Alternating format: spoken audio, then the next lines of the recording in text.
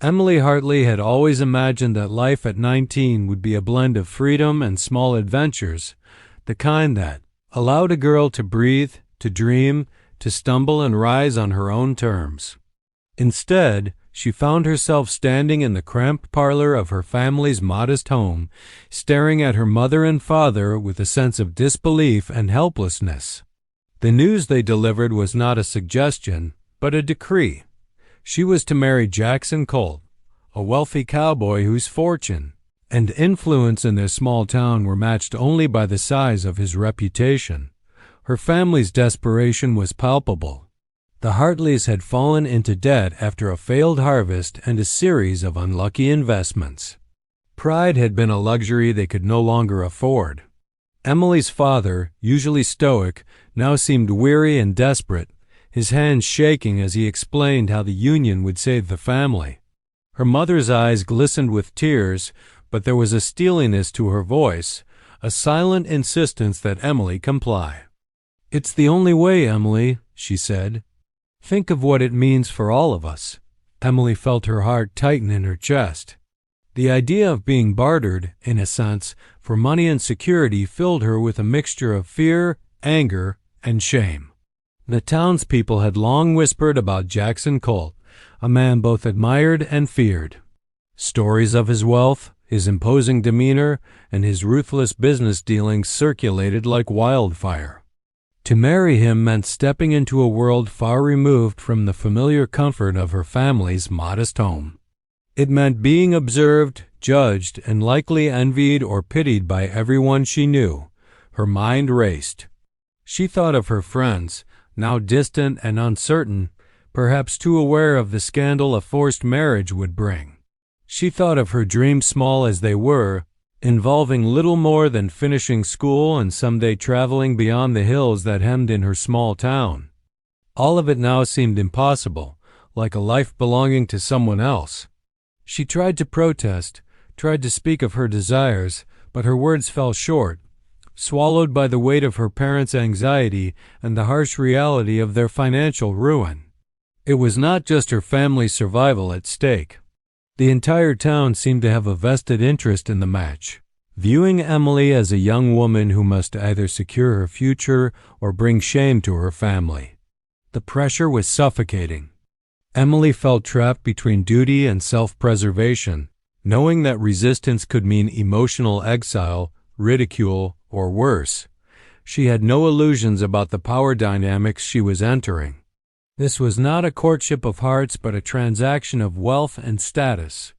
And yet, amidst the fear, there was a tiny flicker of curiosity.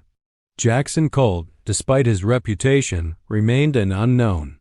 The idea that a man so powerful could be humankind, considerate, even tender-flitted through Emily's mind. Perhaps there was room for hope, however faint. Perhaps the life she was being forced into was not entirely devoid of possibility. The day ended with Emily in her room, staring out the window at the sprawling fields beyond the town. She could see the distant hills bathed in sunset light, and for a moment, she allowed herself to imagine a life she might still shape, a path that could lead to strength rather than surrender. The reality of her forced engagement hung over her like a shadow, but even in that shadow, a spark of determination was born. She would meet Jackson Colt. She would play her part. But somewhere deep inside, she vowed she would find a way to remain herself, no matter the cost. The forced engagement was not just a union of convenience, it was a test of Emily's resilience, courage, and the beginning of a journey that would challenge everything she thought she knew about love. Power and freedom. The morning Emily was to meet Jackson Colt, she felt a knot of apprehension tightening in her chest. The sun had barely risen, yet the heat of expectation already weighed heavily on her shoulders. She stood before the mirror in her room, smoothing the folds of her simple dress, wishing with all her heart that she could vanish rather than step into a life she hadn't chosen. Her reflection stared back at her, wide-eyed and anxious, yet determined to face the inevitable. Today she would meet the man who would shape her future, whether she wanted him to or not. The Colt Ranch was a sprawling expanse of land at the edge of Cedar Ridge, a symbol of Jackson's wealth and influence. Rolling hills, fenced pastures, and barns with freshly painted red walls spoke of prosperity, order, and meticulous care. Emily approached the main house, a sturdy wooden structure with a wide porch and wind chimes that tinkled softly in the morning breeze. Her footsteps faltered as she crossed the threshold, the reality of her engagement hitting her anew. Jackson Colt was waiting in the parlor, his presence commanding the room without a word. Broad-shouldered and tall, with sun-weathered skin and piercing eyes, he seemed almost carved from the very land he owned. Emily had heard the rumor stories of a man rough as the terrain he tamed, quick-tempered and unyielding, but there was something in his posture, a calm strength, that contradicted the harsh tales. He rose as she entered, tipping his hat slightly in greeting, the gesture polite yet deliberate, measuring her reaction as carefully as a rancher sizing up a new horse. Emily's pulse quickened. The air between them felt charged, taut with the tension of unspoken judgments and expectations. She braced herself for coldness or arrogance, but Jackson's voice, when he finally spoke, was low and steady, carrying a tone of quiet authority rather than menace. "Emily," he said simply, "it's good to finally meet you." The words were ordinary, yet they carried weight or recognition of her as a person rather than a mere transaction. For a long moment they studied each other in silence. Emily noted the small details, the way his hands were calloused yet careful, the depth of his gaze that seemed to weigh her character rather than her wealth or status, the subtle warmth beneath the rugged exterior. Jackson, in turn, seemed to measure her hesitation, curiosity, and nervousness, his expression unchanging yet unreadably thoughtful. The tension was not hostile but electric, a collision of two worlds, her youth and trepidation, his power and experience. He guided her through the ranch, showing her the stables, the fields, and the main house. Emily's initial fear began to mingle with fascination. The ranch was more than a property. It was a living, breathing entity shaped by Jackson's hands and care. She glimpsed his meticulous attention to detail, his pride in his work, and a surprising gentleness when he spoke to the ranch hands and animals. The stories of his harshness seemed to falter under the reality of his quiet competence and the occasional spark of humor he revealed when he thought she wasn't noticing. By the time they returned to the porch, Emily's anxiety had not vanished, but it had shifted. What she had expected to be a cold, transactional meeting had become something more nuanced. Jackson Colt was still formidable, still imposing, yet he was not a monster. He was a man, complex and layered, capable of both strength and restraint. She realized with a mixture of dread and intrigue that the life awaiting her would be unpredictable. Their first encounter ended with a curt nod, a mutual acknowledgement of the path ahead. Emily stepped back, heart pounding, mind racing with possibilities she hadn't dared to consider. Jackson watched her go, expression inscrutable, as though calculating the challenges and potential in the young woman now tethered to his life. In that moment, both understood that their union would be far more than a simple arrangement. It would be a meeting of wills, a test of character, and the beginning of a journey neither could yet predict. The town of Cedar Ridge had a way of turning every private matter into public entertainment, and Emily quickly realized that her forced engagement was no exception. As soon as the news of her impending marriage to Jackson Colt spread, whispers followed her like shadows, twisting and magnifying the reality of her situation. Mothers warned their daughters not to dream too freely. Neighbors offered pity with patronizing smiles. And the local general store became a center for gossip where every detail, true or imagined, was dissected and analyzed. Emily felt eyes on her wherever she went. Even a casual stroll past the bakery or the blacksmith shop became an ordeal. People whispered behind their hands or hid behind polite nods, all trying to appear nonchalant while clearly speculating about her life. "Poor girl," someone would mutter. trapped by her family's greed. "Can't imagine what that rough cowboy will do to her," said another, tone equal parts curiosity and condemnation. The word stung, but more than that, they unsettled Emily, making her feel as though she were both a character in a story she hadn't written and a spectacle to be judged. The more the town gossiped, the more Emily began to internalize their assumptions. She doubted herself, her own desires, and whether she could ever fit into a life that was being forced upon her. Sleep became fitful as her mind replayed imagined conversations, cruel sneers, and speculative stares. Even her closest friend Clara seemed distant now, unsure how to offer comfort without becoming part of the scandal herself. Emily felt isolated, trapped in a suffocating web of expectation and judgment. At school, rumors spread like wildfire. Every hallway conversation became a trial, with Emily at the center. Students whispered about Jackson Colt's fortune, his temperament, and the supposed misery awaiting her. "I heard he doesn't even let anyone speak unless spoken to," said another. Some classmates dared to embellish details of the engagement, painting a picture of a domineering man and a helpless young woman.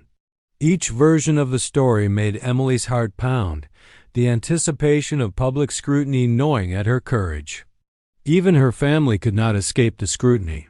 Relatives arrived at their home under the guise of concern, but the questions were loaded with judgment. "Are you sure this is the best match?" her aunt asked, eyes narrow and lips pressed. "He's rich, yes, but can he really treat a young woman properly?" Emily's parents tried to defend their choice, but the worry etched on their faces only confirmed for Emily that the stakes were higher than she realized. Her marriage was not just a personal ordeal, it was a performance on which the honor of her family rested. And then there were the whispers of Jackson himself. Some claimed he was cold, harsh, and unfeeling. Others suggested he was charming in dangerous ways, the type to sweep someone off their feet only to crush them under his will. Emily did not know which stories to believe, and the uncertainty created a tight coil of anxiety in her chest. Every rumor felt like a nail driving home the idea that she had no control over her life. By the time the wedding drew near, the town's anticipation had reached a fever pitch. Emily felt both invisible and exposed, like a bird in a gilded cage being watched by hundreds of eyes.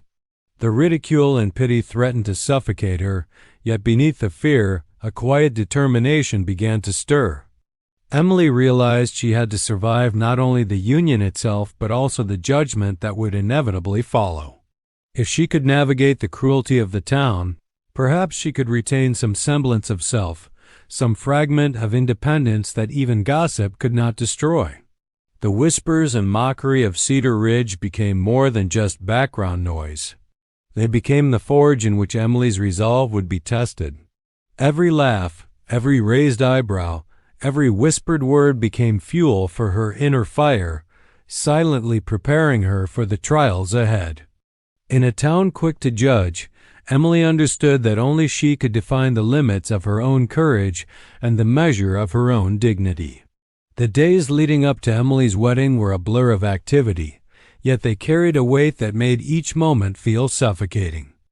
The day of the wedding dawned bright and crisp, with the sun spilling golden light over Cedar Ridge. The town had gathered early, as if drawn by the promise of spectacle and scandal. Onlookers lined the streets and filled the small church, their whispers buzzing like bees around Emily's ears. Every eye seemed to bore into her, each gaze weighing her down with judgment, curiosity, and expectation. Her heart raced as she stepped from the carriage, her gown swaying with every careful step, and her hands trembling slightly despite the composed exterior she had worked so hard to maintain. The church itself had been prepared meticulously, reflecting the wealth and influence of Jackson Colt. White ribbons and fresh flowers adorned the pews, sunlight streaming through stained glass windows to cast colorful patterns across the polished floors. The organ hummed softly, its notes vibrating through Emily's chest and setting her nerves even more on edge. Every element of the ceremony had been designed to impress the town, to display Jackson's prominence and, perhaps unwittingly, the submission of the young bride at his side. Emily's gaze sought Jackson across the aisle. He stood tall and immovable, his broad shoulders and commanding presence drawing immediate attention. The rumors she had heard of his harshness, his reputation for control, his intimidating demeanor felt almost tangible now as she approached him. Yet there was something in his posture that confused her. He was stoic, yes, but there was a quiet composure and unspoken confidence that did not seem to seek dominance over her, at least not in the way she had feared. It unsettled the crowd and her alike. The murmurs among the congregation were nearly deafening to her internal ears. Some whispered about the wealth being displayed, others speculated on Jackson's intentions, and some simply anticipated witnessing a spectacle of misery. Emily felt a swirl of emotions, fear, embarrassment, defiance, and curiosity all jostling for dominance within her. Every step down the aisle was a test of her poise, a performance she had not chosen to give but could not avoid. As the ceremony began, the officiant's voice echoed through the church, steady and deliberate. Emily's hands clutched the bouquet, her knuckles whitening. As she prepared to repeat words she barely understood herself, Jackson's eyes were fixed on her, yet calm and unreadable. The contrast between his calm and the crowd's scrutiny was stark, and Emily felt a flicker of intrigue. Was he truly indifferent, or was there a deliberate control in his measured demeanor? The vows approached, and Emily's mind raced with rehearsed lines and imagined scenarios. She expected cold formality, a mechanical exchange of promises that would seal her fate as the obedient bride. Instead, when Jackson spoke, his voice was measured, but there was a subtle warmth and attention in his tone. Each word carried intention, a hint that he recognized her as more than a commodity, more than a figure in a town gossip story. Emily felt a shiver of surprise and a glimmer of cautious hope. Even the smallest gestures took on amplified meaning under the scrutiny of the congregation. Jackson reached for her hand, not aggressively, but with deliberate steadiness, guiding her in subtle ways that suggested partnership rather than dominance. The congregation noticed, some raising eyebrows, others murmuring quietly. The image of Emily as a helpless girl being forced into a cruel marriage began to falter in their minds, replaced by curiosity and even skepticism. By the time the ceremony drew to the pronouncement of marriage, the atmosphere had shifted. The town's anticipation of misery had not disappeared entirely, but a new sense of intrigue had emerged. Emily, while still anxious and uncertain, felt a faint but growing sense of agency, as if the first steps down the aisle had granted her a small claim to the narrative of her own life. Jackson Colt remained a puzzle, formidable yet unexpectedly nuanced, setting the stage for a marriage that would challenge not only the town's assumptions, but Emily's own expectations of what her life could become. The ceremony ended with polite applause, yet the weight of unspoken tension lingered. Emily and Jackson, side by side, were more than just bride and groom. They were the center of a story that would evolve in ways the town had not anticipated, a tale of power, perception, and the quiet defiance of expectation. The initial tension of the ceremony began to fade as Emily found herself alone with Jackson for the first time after the formalities. While the congregation dispersed to the reception, their whispers and sideways glances still echoing in the back of her mind, Emily noticed nuances in Jackson she had not seen before. The man who had once seemed a rigid figure of wealth and power now revealed subtler, more human traits that contradicted the rumors she had been forced to believe. It started with a small gesture. Jackson helped her adjust the hem of her gown after she tripped slightly over the train, a simple act of attentiveness that carried no condescension, no hint of superiority. His hand was steady and careful, as though the tiniest injury or embarrassment mattered to him. Emily felt a spark of surprise. She had braced herself for coldness or impatience, and instead found quiet care. The warmth in that brief interaction left her momentarily breathless, unsure how to categorize the unexpected kindness. As the reception unfolded in the Colt Ranch's grand hall, Emily observed Jackson in action. He was still commanding. His presence filled every corner of the room, but now it was coupled with an unmistakable attentiveness toward her comfort. When she seemed overwhelmed by the sea of curious eyes, he guided her gently toward a quieter corner, offering a word or a nod that reassured her. The town had expected a marriage built on fear, control, or transactional duty, but Emily sensed a different intention, a partnership that acknowledged her as a person rather than an object. Jackson's interactions with others further complicated Emily's understanding of him. He was firm with the ranch hands, precise and commanding, yet he smiled easily with family members and laughed at subtle jokes she could barely hear. Emily noticed how his attention shifted depending on the situation, always measured, always thoughtful. He was not the tyrant the town's gossip had painted him to be. Instead, he was a man capable of balanced strength paired with discretion, authority tempered by restraint. During a quiet moment, Jackson spoke directly to Emily, asking about her feelings with a tone that was neither condescending nor overly familiar. "Are you comfortable?" he asked simply. The question itself, ordinary in appearance, struck Emily profoundly. No one had asked her this before, not her family, not the town, and certainly not anyone expecting her to comply silently with an arrangement made for financial convenience. Jackson's concern was real, his attention focused on her experience, and it unsettled Emily in a way that felt new and fragile. The warmth grew not through grand declarations or dramatic gestures, but in subtleties, the slight pause to ensure she was seated properly, the gentle encouragement to speak her mind, the respect in his gaze that never wavered. Emily began to recognize that she was not powerless, that even in a situation born of coercion, small choices and quiet recognition could create a bond stronger than the town's assumptions. She felt herself relaxing, the tension in her shoulders easing as she realized that Jackson's actions, though understated, conveyed genuine regard. Even the townspeople could not entirely ignore these shifts. Whispers and glances at the reception began to change in tone. Instead of assuming misery or oppression, they noted the small, unexpected gestures that hinted at a more complex relationship. Emily felt a cautious pride, a sense of agency returning as she recognized that her presence mattered to Jackson, that her comfort, her opinions, and her feelings were considered even in subtle, silent ways. By the end of the evening, Emily's perception of Jackson had begun to shift. He was still imposing, still a figure of authority and wealth, but now layered with depth, warmth, and attention she had not anticipated. The wedding, once a symbol of her subjugation, now offered a fragile opening, the possibility of a relationship defined not solely by obligation, but by respect and quiet understanding. For Emily, that unexpected warmth was the first hint of hope, the first spark of trust in a life that had seemed determined to strip her of autonomy.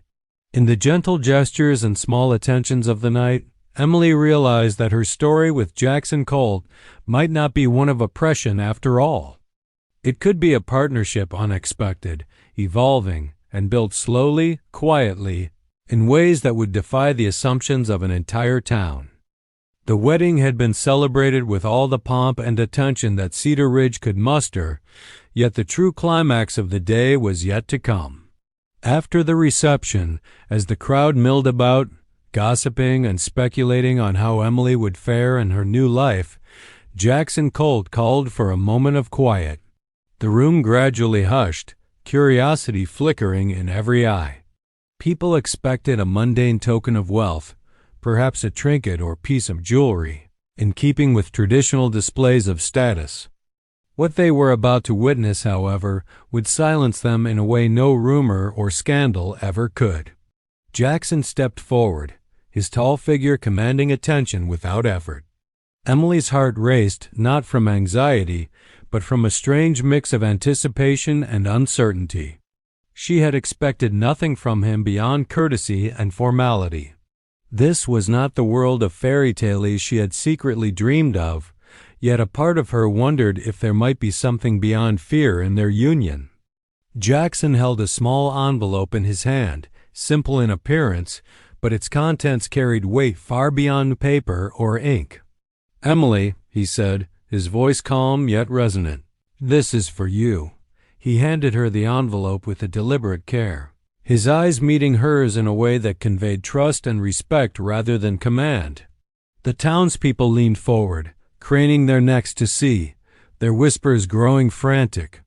They expected a conventional gift, a necklace, a horse, perhaps a small piece of land. They did not expect what was about to unfold. With hands that trembled slightly from both nerves and anticipation, Emily opened the envelope. Inside were documents she could scarcely comprehend at first glance. Legal papers granting her ownership of a substantial portion of Jackson's Ranch, a trust fund established entirely in her name, and full rights to make independent decisions regarding the property. The room seemed to hold its breath. Emily's eyes widened, and for a moment, the murmurs and whispers that had followed her life seemed to freeze in mid-air. The reality struck her in waves. This was not merely a display of wealth. It was a declaration of trust, respect, and autonomy. Jackson Colt, a man of immense power in the town, had ensured that Emily was not only a partner in name, but also a woman with control over her own life. The gesture was radical in a town accustomed to strict societal hierarchies and gendered expectations. Emily felt a surge of emotions: shock, gratitude, disbelief, and a faint, exhilarating sense of liberation. The crowd's reaction was instantaneous and palpable. Whispers turned into astonished gasps. Eyes widened as neighbors realized the magnitude of what Jackson had done. The wedding gift was not a symbol of possession, as they had assumed, but of empowerment. Even the harshest critics in the room struggled to find words, their assumptions crumbling in the face of such an unexpected act. Emily could sense the shift in perception, the subtle acknowledgement that she was no longer merely a subject of gossip, but a woman with agency, wealth, and a voice that could not be ignored. Jackson's gaze remained steady, meeting Emily's with an intensity that conveyed both confidence and reassurance. "This is your life now, Emily," he said softly. "You can choose how you want to live it. I trust you."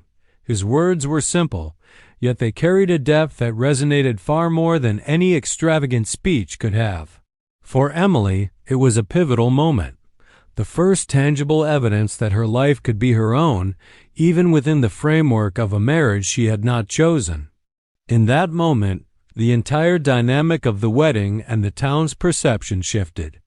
Emily was no longer the helpless young bride. She was a partner in wealth, influence, and decision-making. The gift silenced gossip, astonished the townspeople, and planted the seeds for a marriage that could be defined by mutual respect rather than mere obligation. As Emily folded the papers carefully and looked up at Jackson, she realized that her future was no longer just a story written by others. For the first time, she held a tangible claim to her own life, her own choices, and her own dignity, and that gift, more than any jewel or dowry, would shape the course of the life she was only beginning to imagine. The days following the wedding gift were unlike anything Emily had anticipated. For the first time in her 19 years, she felt a sense of agency that had nothing to do with duty, expectation, or fear. Owning a substantial portion of Jackson's Ranch and having a trust fund in her name was more than a symbol. It was a tangible reminder that she was not merely a pawn in someone else's story. Slowly, cautiously, Emily began to realize that her life could be hers to shape, and with that realization came a profound shift in her outlook, demeanor, and sense of self. At first, the transformation was subtle. Emily started by claiming small decisions: how the household was organized, which tasks she would oversee, and how she would spend her mornings. She insisted on accompanying Jackson on tours of the ranch, asking questions about the livestock, the crops, and the management of the property. At first, the ranch hands and neighbors were surprised, even skeptical, at the young bride who seemed to assert herself so decisively, but Emily was not arrogant or presumptuous. She approached her new responsibilities with humility, curiosity, and diligence, earning respect through both effort and intelligence. Her confidence grew as she discovered capabilities she had never acknowledged in herself. She found that she had a keen sense for negotiation, an instinct for problem-solving, and a natural rapport with the people who worked alongside Jackson. Tasks that had once seemed daunting or intimidating became challenges she could approach with clarity and determination. With every small success, Emily felt the invisible chains of fear and expectation loosen, replaced by a quiet pride in her abilities. The transformation extended beyond practical matters. Emily began to carry herself differently, standing taller, speaking with clarity, and asserting her thoughts with conviction. She no longer flinched at the whispers of the townspeople. Instead, she met curious glances with composure, a hint of inner strength radiating from her that could not be ignored. Her family noticed the change too. Her mother's worried frowns softened into proud smiles, and her father's cautious approval became more openly expressed. Emily's relationship with Jackson evolved in tandem with her personal growth. No longer intimidated by his presence, she began to engage him in conversation on equal footing, sharing her opinions on the management of the ranch, expressing her ideas about household improvements, and even debating decisions when necessary. Jackson, in turn, welcomed her input with a respect that was genuine and unfeigned. Their partnership, once dictated by circumstance and societal expectation, began to resemble something more profound: collaboration, mutual respect, and a slowly budding trust that hinted at emotional intimacy. The town's perception of Emily began to shift as well. Once considered fragile and malleable, she became a figure of quiet authority. The gossiping neighbors could not ignore the young woman who carried herself with dignity, navigated her responsibilities with intelligence, and commanded attention without arrogance. Even those who had whispered cruel predictions now watched with a grudging respect, recognizing that Emily's transformation had altered the narrative of her life in ways no one had expected. Perhaps most importantly, Emily's transformation was internal as well as external. She had discovered a reservoir of strength that had lain dormant under years of fear, doubt, and societal constraint. She realized that true independence was not just about wealth or power, it was about knowing one's own mind, trusting one's instincts, and refusing to be defined by others' expectations. Every decision she made, every responsibility she assumed, reinforced this newfound sense of self, creating a foundation for the life she intended to lead. By the end of this period, Emily Hartley was no longer the timid, uncertain girl who had walked down the aisle days earlier. She had become a young woman of conviction, resilience, and quiet authority, a partner capable of standing alongside Jackson Colt not as a passive bride, but as a person in her own right. The transformation was subtle yet undeniable, a testament to her courage, adaptability, and the power of being granted the tools to shape her own destiny. Word of Emily's newfound independence and the unexpected wedding gift spread quickly through Cedar Ridge. What had started as whispers of pity and curiosity evolved into astonishment, disbelief, and eventually grudging admiration. The town that had once judged Emily so harshly, expecting misery, submission, and scandal, found itself confronted with a young woman who had defied all expectations, quietly asserting control over her own life. At first, the gossip took the form of incredulity. "Did you hear?" a neighbor would murmur to another as they passed on the street. Jackson Colt gave her a portion of the ranch, and in her name, no less. The words were punctuated with pauses of disbelief, as if the idea itself were too bold for most minds to comprehend. Women in the town, who had long measured success by marriage and social standing, felt a mix of awe and unease. Men, accustomed to imagining Emily as a passive young bride, now struggled to reconcile their assumptions with the reality they were witnessing. The streets of Cedar Ridge buzzed with speculation. Some townspeople openly questioned Jackson's motives. Was he foolish? Generous? Strategic? The unpredictability of his choice left them unsure how to respond. Others focused on Emily herself, marveling at her composure as she moved through the community with grace and confidence. Gone was the timid girl whose anxious steps had once marked her every movement. In her place was a young woman who carried herself with authority, yet never arrogance, and who clearly understood the weight of the responsibilities she had been given. Small acts of independence fueled the town's fascination.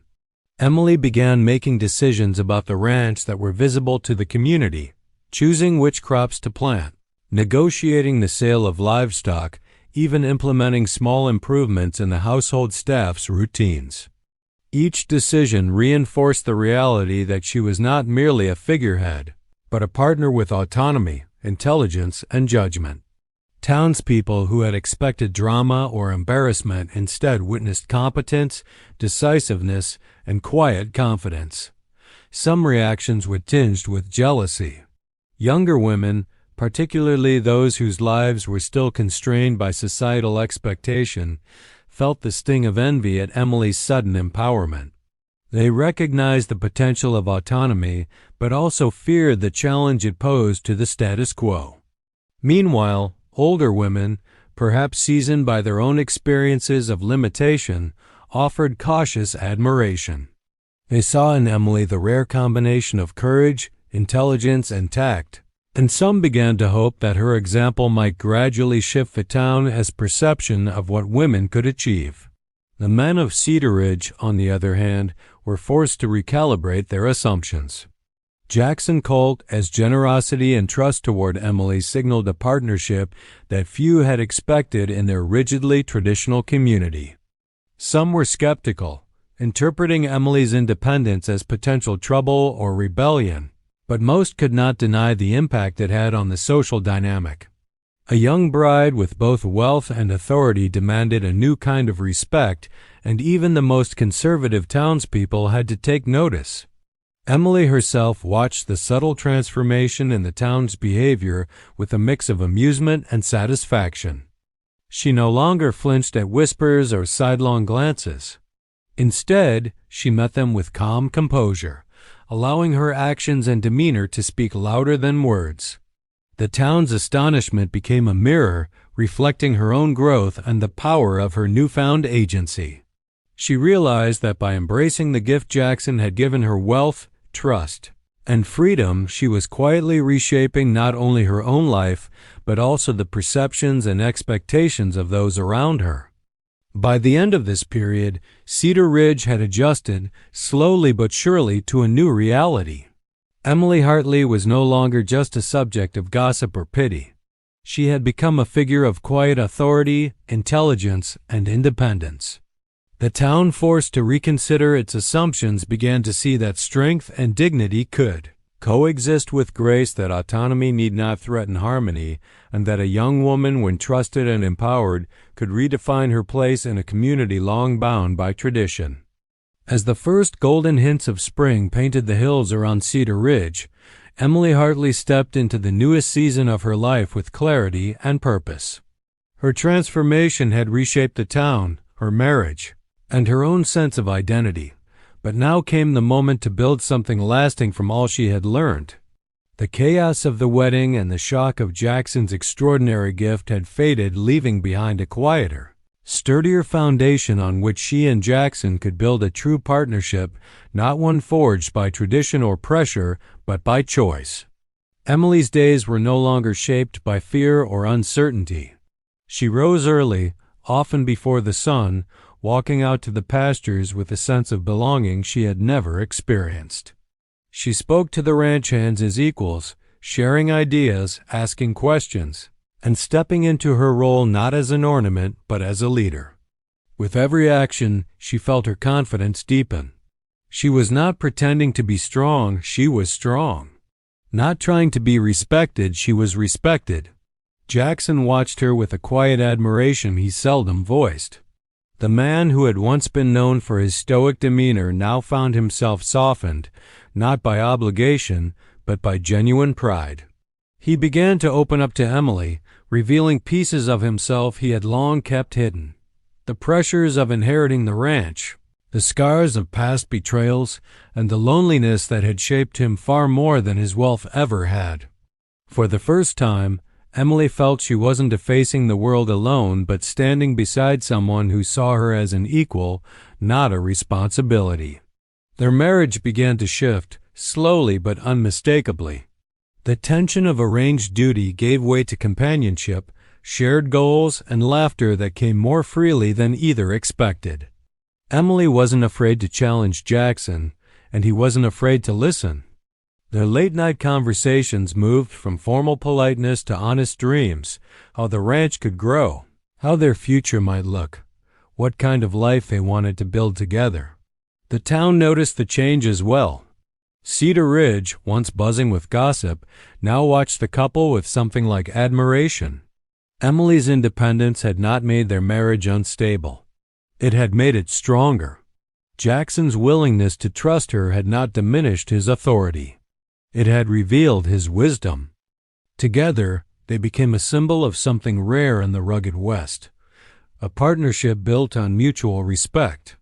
Still, Emily understood that their future would not be without challenges. The ranch demanded constant work. Old rivals still lurked in the community. Her own family, humbled by her newfound strength, depended on her more than ever. But instead of shrinking under the weight of responsibility, she embraced it. Jackson's gift had not merely silenced the town, it had empowered her to rewrite her own destiny. One evening, months after the wedding, Emily stood at the fence line overlooking the expansive fields that now partly belonged to her. The sky glowed in streaks of rose and amber, the wind carrying the scent of wild grass and distant rain. Jackson joined her silently, their shoulders brushing in a way that felt natural, familiar. "You've changed this place," he said quietly. "You've changed me." Emily smiled, not timidly, but with the quiet assurance of someone who finally understood her worth. "No," she said softly. "We changed together." In that moment, Emily realized that her new beginning was not simply a fresh start, it was a life she had chosen, shaped, and earned. She was no longer the girl forced into a marriage she didn't want. She was a woman who had found her voice, her strength, and a partner who respected both. And as the sun dipped below the horizon, she knew with absolute certainty that the future, whatever it held, belonged to her just as surely as the land stretching out before her.